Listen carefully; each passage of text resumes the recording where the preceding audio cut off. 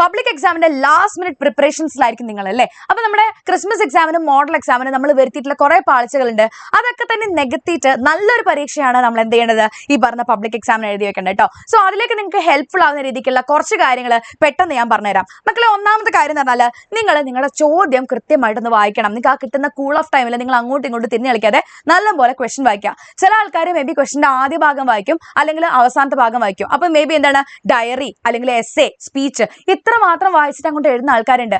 ഇതിനകത്ത് നിങ്ങൾക്ക് വന്നിട്ടുള്ള ഏറ്റവും വലിയ തെറ്റ് ഞാൻ പറഞ്ഞുതരാം. കഴിഞ്ഞ ക്രിസ്മസ് എക്സാമിനും മോഡൽ എക്സാമിനും ചോദിച്ചിട്ടുള്ള സെയിം ക്വസ്റ്റൻ ആയിരുന്നു എന്ത്, ടിനൈക്കോബോഗയുടെയും റൊഡാലിസിന്റെയും കാര്യം പറഞ്ഞിട്ട് നിങ്ങളുടെ നാട്ടിലൊരു ലെജൻഡ് എഴുതാൻ വേണ്ടിയിട്ടുള്ള ക്വസ്റ്റൻ വന്നിട്ടുണ്ടായിരുന്നു. പക്ഷെ കുറെ പേര് ചെയ്തിട്ടുള്ള എന്താണെന്ന് വെച്ചാൽ അപ്പോഴും അവിടെ കൊണ്ടുപോയിട്ട് ടിനൈക്കോബോഗയുടെയും റൊഡാലിസിന്റെയും കഥ എഴുതി വെക്കാൻ ചെയ്തിട്ടുള്ളത്. ഇത് നിങ്ങൾക്ക് മാർക്ക് കിട്ടാൻ വേണ്ടി പോകുന്നില്ല.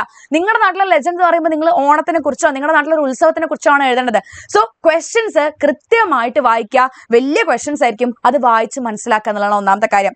രണ്ടാമത്തെ കാര്യം പേപ്പറിന്റെ നീറ്റ്നെസ്സിനേക്കാളും വളരെ ഇമ്പോർട്ടൻ്റ് ആയിട്ടുള്ള ഒരു കാര്യം ഞാൻ പറയട്ടെ മക്കളെ. നിങ്ങൾ ക്വസ്റ്റ്യൻ നമ്പർ, കുറേ പേർക്ക് ഈ ഒരൊറ്റ കാര്യം കാരണം മാർക്ക് നഷ്ടപ്പെടാറുണ്ട് മക്കളെ. നിങ്ങൾ ഒരു ആൻസർ നിങ്ങളുടെ ആൻസർ ഷീറ്റിലേക്ക് എഴുതുന്ന സമയത്ത് ആദ്യം make sure that you write your question number. അവിടെ ക്വസ്റ്റൻ നമ്പർ എഴുതുക. കാരണം നിങ്ങൾ സപ്പോസ് നന്നായിട്ട് എഴുതി, ഒരു 8 മാർക്കിന്റെ ക്വസ്റ്റൻ നല്ല രീതിക്ക് എഴുതിയിട്ട് ടീച്ചർ ഇതിന്റെ മാർക്ക് ഇടാൻ വേണ്ടി നോക്കുക എവിടെയാണ്, നമ്മുടെ ഫസ്റ്റ് മെയിൻ ഷീറ്റിനകത്ത് കണ്ടിട്ടില്ലേ, കുറെ കള്ളികൾ കണ്ടിട്ടില്ലേ, അവിടെയാണ് നമ്മുടെ മാർക്സ് നോട്ട് ചെയ്യുക. അപ്പൊ ഈ 27 എന്ന് പറഞ്ഞൊരു ക്വസ്റ്റൻ ആണെന്ന് വിചാരിക്കുക, നിങ്ങൾ നന്നായിട്ട് എഴുതിയിട്ടുണ്ട്, പക്ഷെ നിങ്ങൾ ക്വസ്റ്റൻ നമ്പർ ഇട്ടിട്ടില്ല. അപ്പൊ ടീച്ചർ ആ കാണുന്ന കള്ളികളിൽ എവിടെ കൊണ്ടുപോയിട്ടാണ് ആ 8 മാർക്ക് കൊണ്ടിടുക? അതാണ് പ്രശ്നം. സോ ക്വസ്റ്റൻ നമ്പർ ഇടുക എന്നുള്ളത് നിർബന്ധമായിട്ട് ചെയ്യാം. പിന്നെ പേപ്പർ നീറ്റ് ആക്കാൻ വേണ്ടി നിങ്ങൾക്ക് ചെയ്യാൻ പറ്റുന്ന ഒരു കാര്യം മക്കളെ, 10 രൂപയുടെ ഉള്ളിൽ അല്ലെങ്കിൽ 10 15 രൂപയുടെ ഉള്ളിൽ നിങ്ങൾക്ക് ഒരു പെൻസിലും ഒരു സ്കെയിലും വാങ്ങിക്കാൻ കിട്ടും. അത് വാങ്ങിച്ചിട്ട് എക്സാം ഹാളിൽ പോവുക. എന്നിട്ട് എന്ത് ചെയ്യുക, ഓരോ ആൻസർ കഴിയുമ്പോഴും ജസ്റ്റ് ഒരു വര വരയ്ക്കുക. ആ പേപ്പർ കാണാൻ എന്തൊരു വൃത്തി ഉണ്ടാവും എന്ന് പറയാം. ആ ടീച്ചർക്ക് നിങ്ങൾക്ക് മാർക്ക് വെറുതെ അങ്ങോട്ട് തരാൻ വേണ്ടി തോന്നും. സോ പേപ്പർ നല്ല നീറ്റാക്കി വെക്കുക. പിന്നെ വേറെ കാര്യം, ത്രെഡ് എല്ലാവരും നല്ല രീതിക്ക് മുറുക്കി തന്നെ കെട്ടുക. പക്ഷെ മുറുക്കി കെട്ടുമ്പോൾ നിങ്ങൾ ഈ ചാക്കൊക്കെ വലിച്ചു കെട്ടുന്ന പോലെ കെട്ടരുത്. എന്ത് ചെയ്യുക, ഇതൊന്ന് കെട്ടിയിട്ട് ഒന്ന് കെട്ടാനുള്ള ചെറിയ ഒരൊറ്റ കെട്ട് വെച്ചിട്ട് ഒന്ന് മറച്ചു നോക്കുക, നന്നായിട്ട് മറക്കാൻ പറ്റുന്നുണ്ടെന്ന്. കാരണം നിങ്ങളുടെ ആൻസർ ഷീറ്റിന്റെ ഉള്ളിൽ ചിലപ്പം നിങ്ങളുടെ ആൻസർ കുറച്ച് ഉള്ളിലേക്ക് ഇരിക്കുന്നുണ്ടാവുക. അപ്പൊ ടീച്ചർ എന്ത് ചെയ്യും, നിങ്ങൾ ഈ മുറുക്കി കെട്ടി വെച്ച് കഴിഞ്ഞാൽ ഇത് കാണാൻ വേണ്ടി, ആ ആൻസർ കാണാൻ വേണ്ടി പേപ്പർ ഒന്നും ഇങ്ങോട്ട് ആക്കും. അപ്പൊ എന്ത് ചെയ്യും, നിങ്ങളുടെ പേപ്പർ അവിടെ കീറും. ഇങ്ങനെ പല പ്രശ്നങ്ങൾ ഉണ്ടാവാൻ ചാൻസ് ഉണ്ട്. സോ അതുകൊണ്ടാണ് പറയുന്നത് പേപ്പർ നന്നായിട്ട് മുറുക്കി കെട്ടുക. ഒരു 4 5 കെട്ട് കെട്ടിക്കോളൂ. പക്ഷെ എന്താണ്, നന്നായിട്ട് അത് മറയ്ക്കാൻ പറ്റുന്നുണ്ടോ എന്നുള്ളത് ഒന്നാമത്തെ കാര്യം നോക്കാം. പിന്നെ വേറെ കാര്യം, നിങ്ങൾ പേപ്പറിന്റെ ഏറ്റവും താഴെ വരെ ഏറ്റവും അടിയിൽ വരെ എഴുതി വെക്കേണ്ട. ഒരു 2 ലൈൻ അവിടെ വിട്ടേക്ക്. നിങ്ങൾക്ക് എത്ര പേപ്പർ വേണമെങ്കിലും നിങ്ങൾക്ക് എക്സാം ഹാളിൽ കിട്ടും. നിങ്ങൾ മിസ് പേപ്പർ എന്ന് പറഞ്ഞു കഴിഞ്ഞാൽ കൊണ്ടുതരാൻ സന്തോഷത്തോടു കൂടി ടീച്ചേഴ്സ് അവിടെ നിങ്ങൾക്ക് ഉണ്ടാവും. ഓക്കെ, ഇൻവിജിലേറ്റേഴ്സ് ഉണ്ടാവും. സോ എന്ത് ചെയ്യുക, പേപ്പറിന്റെ ഏറ്റവും അടി വരെ എഴുതണ്ട. കാരണം ഇൻ കേസ് ആ പേപ്പർ കീറിപ്പോവാനൊക്കെ സാധ്യത ഉണ്ടെന്നാണെങ്കിൽ, എങ്ങാനും കീറിപ്പോവാണെങ്കിൽ നിങ്ങളുടെ ആൻസറിന്റെ ഒരു കഷ്ണമാണ് അവിടെ പോവുക. ആ കാര്യം ഓർത്ത് വെക്കുക. പിന്നെ എത്ര എഴുതണം, ഇതെല്ലാവരും ചോദിക്കുന്നതാണ്. മിസ്സേ 4 മാർക്കിന്റെ എത്ര എഴുതണം, 8 മാർക്കിന്റെ എത്ര എഴുതണം? എന്താണെന്നുണ്ടെങ്കിൽ നിങ്ങൾ ഒരുപാട് ഈ ടീച്ചേഴ്സ് ആരും സ്കെയിലും കൊണ്ടിട്ടല്ല അവിടെ ഇരുന്നിട്ട് എന്ത് ചെയ്യുന്നത്, മാർക്ക് ഇടുന്നത്. നിങ്ങളുടെ വെറും വിചാരമാണത്. പോയിന്റ്സ് വേണം, നല്ല വാലിഡ് ആയിട്ടുള്ള പോയിന്റ്സ് വേണം. സോ പോയിന്റ്സ് എങ്ങനെയാണ് എഴുതുന്നത്, നിങ്ങൾ കാര്യങ്ങൾ നന്നായിട്ട് പഠിച്ചിട്ടല്ലേ. വെറുതെ ഇങ്ങനെ ഇപ്പോൾ ഒരു 8 മാർക്കിന്റെ ക്വസ്റ്റ്യൻ കണ്ടു കഴിഞ്ഞാൽ ഒരു 16 പേജ് എഴുതി വെക്കേണ്ട ആവശ്യമില്ല. ഒരു 3 പേജ് അത്രയ്ക്ക് തന്നെ ധാരാളമാണ്. നല്ല പോയിന്റ്സ് ഉണ്ടെന്നാണെങ്കിൽ 2 3 പേജ് മതി. എന്ത് 8 മാർക്കിന്റെ ഒരു ക്വസ്റ്റ്യൻ, 4 മാർക്കിന്റെ ക്വസ്റ്റ്യൻ 4 പേജ് എഴുതി വെച്ചിട്ടുള്ള കുട്ടികളെ എനിക്കറിയാം. അത്രയൊന്നും എഴുതി വെക്കണ്ട.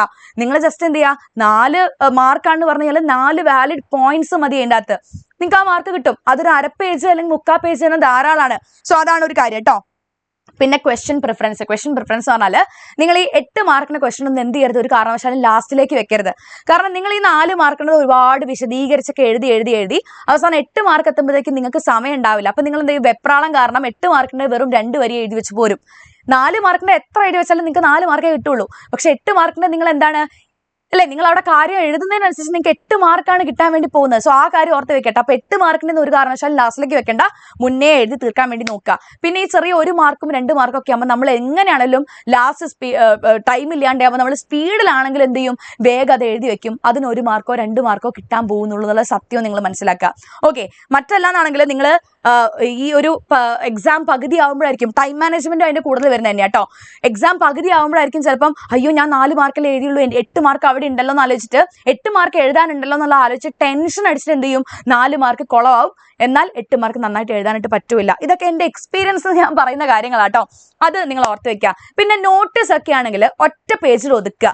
ഇതിന്റെ നോട്ടീസിന് ഒരു കഷ്ണം ഇപ്പുറത്തും അടുത്ത കഷ്ണം അപ്പുറത്തും എഴുതാണ്ടിരിക്കുക. പിന്നെ ചില കുട്ടികൾ ചെയ്യുന്നതാണ് ഒരു ആൻസറിന്റെ ഒരു ഭാഗം ഇത്ര, അടുത്ത ഭാഗം 4 പേജിന്റെ അപ്പുറം. ഇതൊന്നും ചെയ്യരുത്. ഇതൊക്കെ നിങ്ങൾക്ക് മാർക്ക് കുറയ്ക്കാനുള്ള വഴികളാണ് ഇതൊക്കെ. പിന്നെ സമ്മറി മാത്രം പഠിച്ചാൽ മതിയോ? പോരാ. സമ്മറി മാത്രം പഠിച്ചു കഴിഞ്ഞാൽ നിങ്ങൾക്ക് ഒന്നും കിട്ടാൻ വേണ്ടി പോകുന്നില്ല. സമ്മറിന്റെ അകത്ത് നിന്നുള്ള പോയിന്റ്സ്, മെയിൻ ആയിട്ടുള്ള ഓരോരോ പോയിന്റുകൾ നോക്കി വെക്കുക. ആൻഡ് ഡിസ്കോഴ്സസിന്റെ ഒക്കെ ഫോർമാറ്റ് കൃത്യമായിട്ട് പഠിച്ചു വെക്കുക. എന്നാൽ അത്യാവശ്യം ഒരു ഗുണം നിങ്ങൾക്ക് ഉണ്ടാവാൻ വേണ്ടി ചാൻസ് ഉണ്ട്. മക്കളെ, ഈ ടിപ്സ് ഒക്കെ നിങ്ങൾക്ക് യൂസ്ഫുൾ ആയിട്ട് വന്നു നിങ്ങൾക്ക് തോന്നുകയാണെങ്കിൽ, എക്സാമിന് നിങ്ങളെ ഹെൽപ്പ് ചെയ്യുന്നു തോന്നുകയാണെന്നുണ്ടെങ്കിൽ, ഇതാണ് എൻ്റെ ഇൻസ്റ്റാ ID. നിങ്ങൾ ജസ്റ്റ് ഒന്ന് കയറിയിട്ട് എക്സാമിന് ശേഷം എനിക്കൊന്ന് മെസ്സേജ് അയക്കാം. മിസ് എക്സാം ഈസി ആയിരുന്നു, മിസ്സിന്റെ ടിപ്സ് യൂസ്ഫുൾ ആയി എന്നുള്ളതൊന്ന് പറയാം. അല്ലെങ്കിൽ നിങ്ങൾ താഴെ ഒന്ന് കമന്റ് ചെയ്യാട്ടോ, എങ്ങനെ ഉണ്ടായിരുന്നു നിങ്ങൾക്ക് എക്സാം, എങ്ങനെ ഉണ്ടായിരുന്നു എന്നോ, അല്ലെങ്കിൽ എന്തെങ്കിലും ഈ ടിപ്സ് നിങ്ങൾക്ക് യൂസ്ഫുൾ ആയോ എന്നുള്ളത് പറയാം. പിന്നെ നിങ്ങളുടെ ഏറ്റവും അടുത്ത 4-5 ഫ്രണ്ട്സിന് ഇത് അയച്ചു കൊടുക്കും കൂടെ ചെയ്തേക്ക്. അവരും കൂടെ പഠിച്ചോട്ടെ, അവർക്കും കൂടെ ഈ അബദ്ധങ്ങളൊന്നും പറ്റാതിരിക്കട്ടെ. നമ്മളെ +1 ഇംഗ്ലീഷ് എക്സാം നിങ്ങൾ നന്നായിട്ട് തന്നെ എഴുതുക. ഇനി ഇംപ്രൂവ്മെന്റിനേക്കുള്ള ഒരു വഴി ഉണ്ടാക്കി വെക്കാതിരിക്കുക. ഇത് ഇപ്പോഴേ അങ്ങോട്ട് പഠിച്ച് എഴുതി എടുത്തു കഴിഞ്ഞാൽ അത്രയും തീർന്നു. ഇംപ്രൂവ്മെന്റിന് പോവുക, അല്ലെങ്കിൽ അത് അടുത്ത ഒരു ഫെയിൽ ആയി കഴിഞ്ഞിട്ട് പിന്നെ എഴുതുക എന്നൊക്കെ പറയുമ്പോൾ ഭയങ്കര കഷ്ടപ്പാടാണ്. ഇത് മുഴുവൻ പിന്നെയും പഠിച്ചുണ്ടാക്കണം. Okay, yes. സോ അത്രയേ ഉള്ളൂ എന്ത് നമ്മുടെ ഈ വീഡിയോയിൽ പറയാനുള്ളത്. എക്സാം എല്ലാം നിങ്ങൾക്ക് ഈസി ആവട്ടെ എന്ന് ഞാൻ പ്രാർത്ഥിക്കുകയാണ്. All the best.